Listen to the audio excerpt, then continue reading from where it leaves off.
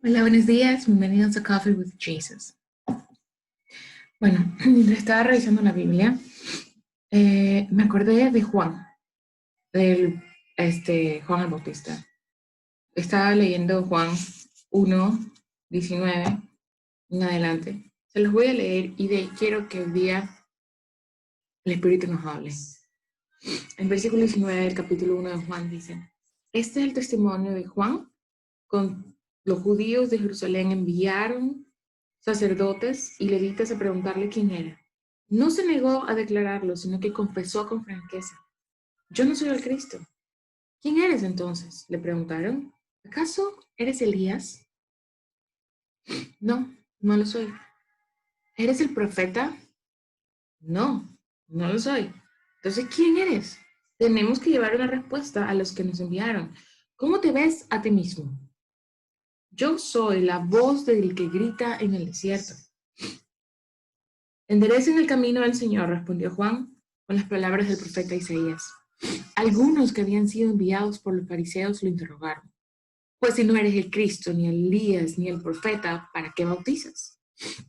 Yo bautizo con agua, pero entre ustedes hay alguien que no conocen y que viene después de mí, al cual yo no soy digno ni siquiera de desatarle la correa de las sandalias. Tanto esto sucedió en Betania, al otro lado del río Jordán, donde Juan estaba bautizando.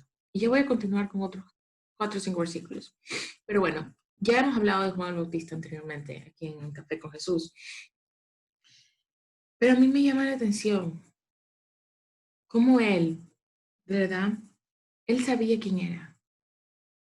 Muchos vinieron y le preguntaron cosas y él la tenía clara. Él sabía quién era, él sabía cuál era su tarea aquí en la tierra, él sabía cuál era su identidad y él sabía más cuál era la identidad de Dios, de Jesús, de que Jesús iba a venir, aunque no sabía quién era Jesús, no lo conocía físicamente, pero él sabía que iba a venir un Mesías y que él estaba antes de él declarando quién era, hablando, haciéndole paso, ¿verdad? Siendo un forerunner, en inglés se dice, un precursor, ¿ok? Precursor. Entonces, como él hablaba con tanta autoridad, como él decía y hacía cosas y tenía esa pinta de profeta, ¿no?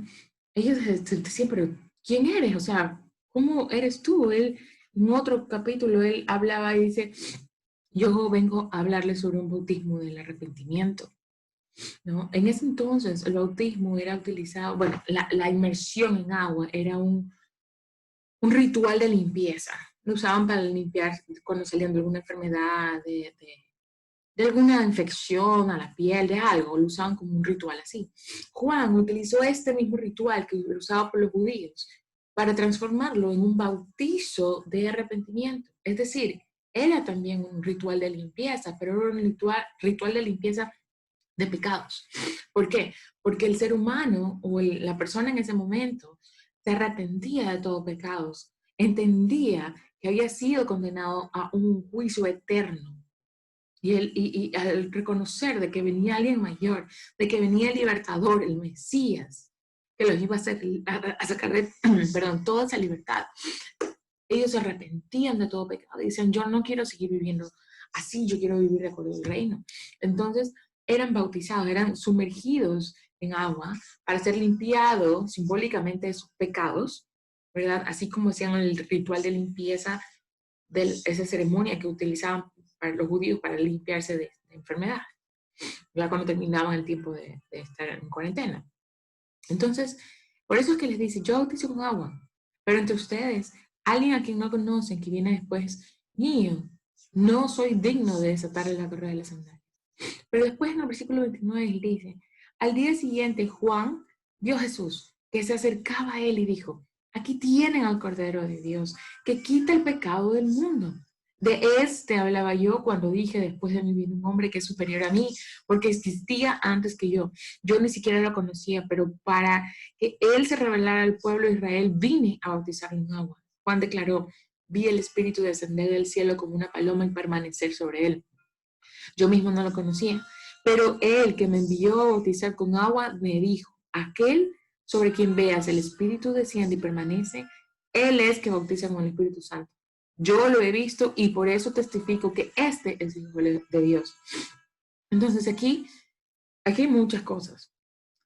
Ok, Juan ya les había hablado de que venía alguien después de él. Si todo el mundo pensaba que Juan era, wow, Juan el Bautista, espérense, pues que él decía, no, es que yo no soy nada, viene alguien que es.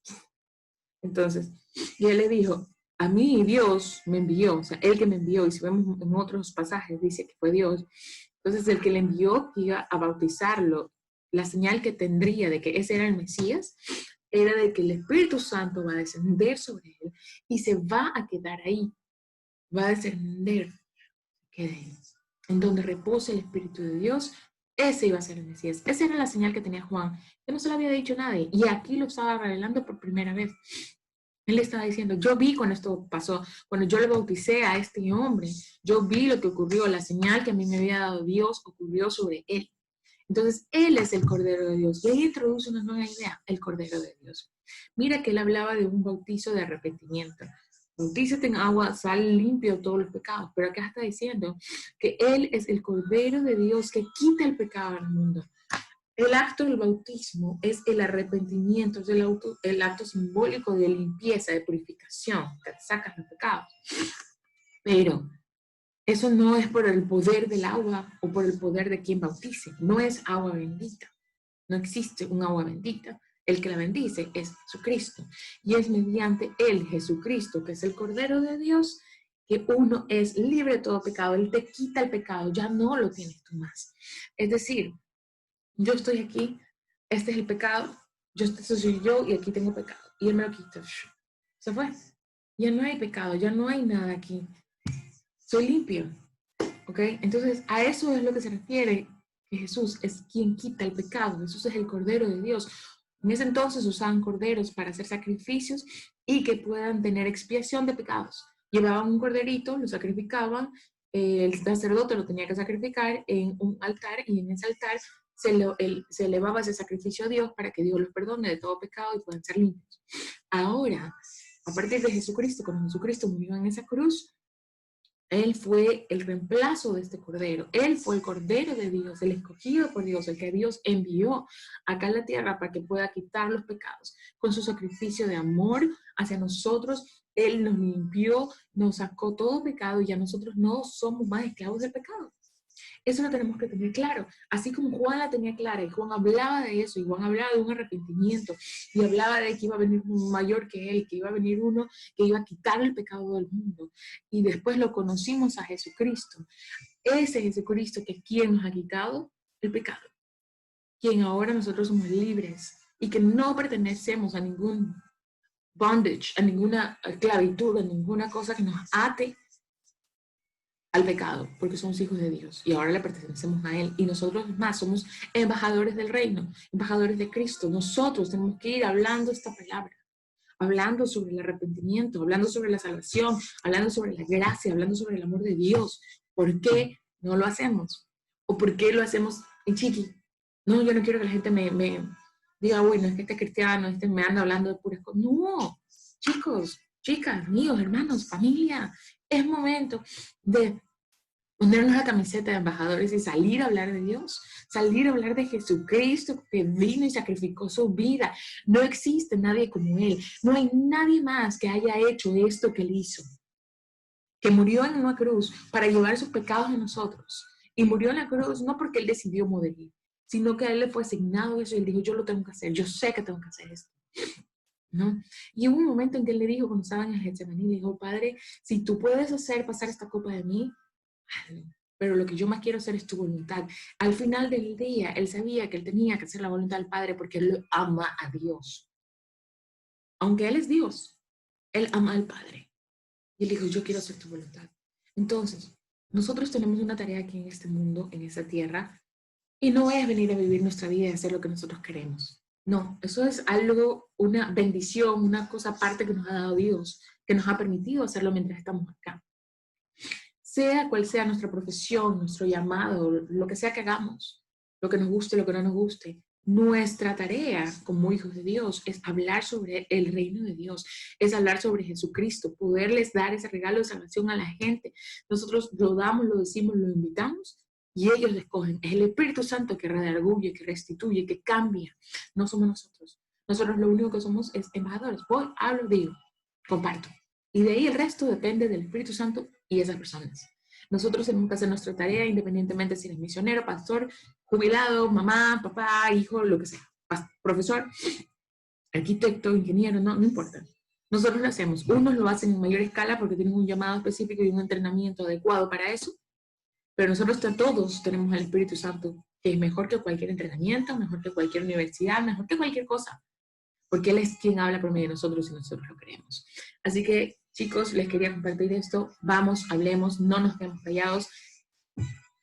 Las cosas están incrementando, estamos en los últimos tiempos de los últimos tiempos, es decir, todavía no estamos en los últimos tiempos, mi apreciación, porque todavía no han ocurrido ciertas cosas que dice que van a ocurrir. Apocalipsis, Mateo 24 y otros que podemos ver. Pero sí están ocurriendo cosas y están escalando muy rápidamente.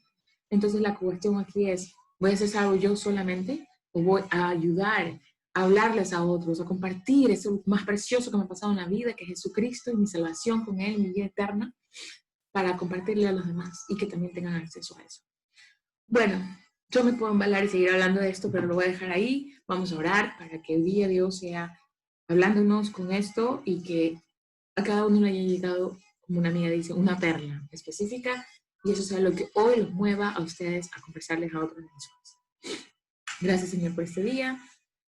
Gracias por tu amor y tu misericordia incondicional. Gracias porque tu palabra es viva y tú siempre nos das algo, Señor.